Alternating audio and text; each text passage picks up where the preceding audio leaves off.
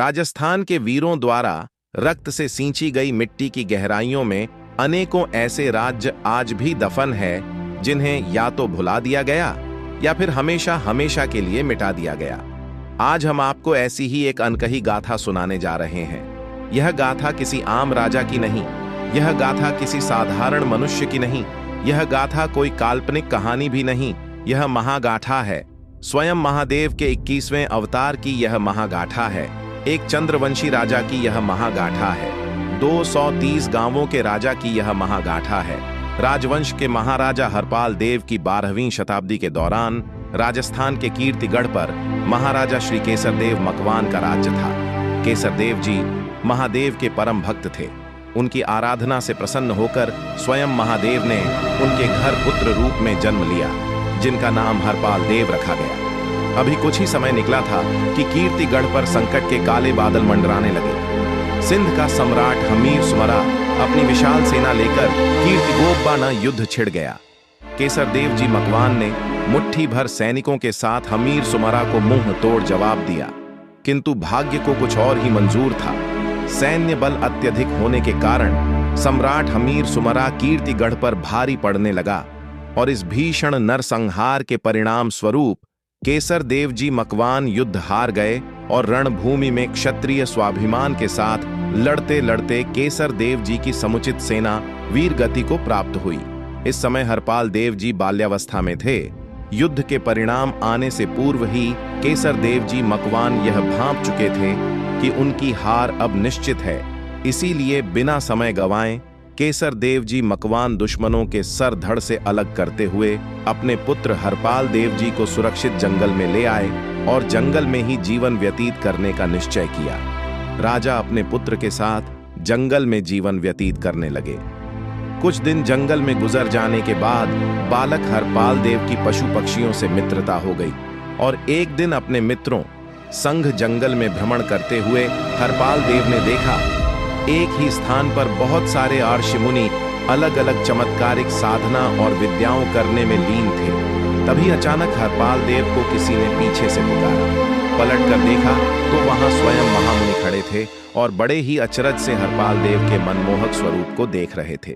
थोड़ी देर वार्तालाप के पश्चात गुरुवर हरपाल देव को अपने साथ ले गए और उन्हें सभी आर्षि मुनियों से अवगत करवाया। तत्पश्चात हरपाल देव नियमित रूप से उसी स्थान पर आ जाया करते समय के साथ साथ आर्षि मुनियों ने हरपाल देव को विभिन्न कलाओं और चमत्कारिक विद्याओं में निपुण कर दिया था। इसी दौरान हरपाल देव अब युवा हो चुके थे। एक दिन रात्रि को जंगल में अपनी कुटिया में सोते हुए पाल देव जी को स्वप्न में उनकी कुलदेवी मरमरा माता ने स्वयं दर्शन दिए और कहा, यहां पर तुम्हारा कार्य संपन्न हुआ। अब तुम कल सुबह ही गुजरात के लिए प्रस्थान करो। मेरे आशीर्वाद से वहां तुम्हारा राज्य होगा। भोर होते ही हरपाल देव जी उठे और मन ही मन अपनी कुलदेवी को याद किया और मात्र 100 सिपाहियों की टुकड़ी एकत्रित कर गुजरात के अन्नही वाड़ पाटन की ओर निकल पड़े। इस समय गुजरात के अधिकांश भूभाग पर कर्णदेव वाघेला का राज्य था। सफर के दौरान हरपाल देव जी की भेंट कर्ण देव जी से हुई और दोनों में मित्रता हो गई। कर्ण देव जी द्वारा बहुत आग्रह किए जाने पर हरपाल देव जी कुछ दिन विश्राम करने हेतु कर्ण देव जी की राजधानी में ठहरे। इसी दौरान एक दिन हरपाल देव जी का ध्यान नगर में दी जा रही सूचना की ओर गया। एक ब्राह्मणी के इकलौते पुत्र को शमशान में बाबरा भूत नामक मायावी राक्षस को भोजन देने जाना था। आखिर कौन था बाबरा भूत? पौराणिक मान्यताओं के अनुसार बाबरा भूत नामक एक राक्षस शमशान में निवास करता था। बाबरा राक्षस नगर में घुसकर किसी को क्षति ना पहुंचाए, इसलिए स्थानीय लोगों द्वारा उसे समय समय पर भोजन पहुंचाया जाता था। लेकिन आज तक जो कोई भी बाबरा भूत को खाना पहुंचाने गया वो बाबरा का ग्रास बन गया और कभी लौट कर नहीं आया। हर बार नगर के प्रत्येक घर से बारी बारी किसी ना किसी को बाबरा भूत को खाना देने जाना पड़ता। नियमानुसार आज बाबरा राक्षस को खाना पहुंचाने की बारी बूढ़ी ब्राह्मणी के इकलौते पुत्र की थी। इसीलिए वह अत्यंत दुखी थी। जब हरपाल देव जी ने इसकी घोषणा सुनी तो माजरा क्या है जानने के लिए तुरंत कर्ण देव जी के कक्ष की ओर निकल पड़े। उसी समय हरपाल देव जी की नजर सामने से आती हुई देवी स्वरूप एक राजकुमारी पर पड़ी जिनका नाम शक्ति देवी था।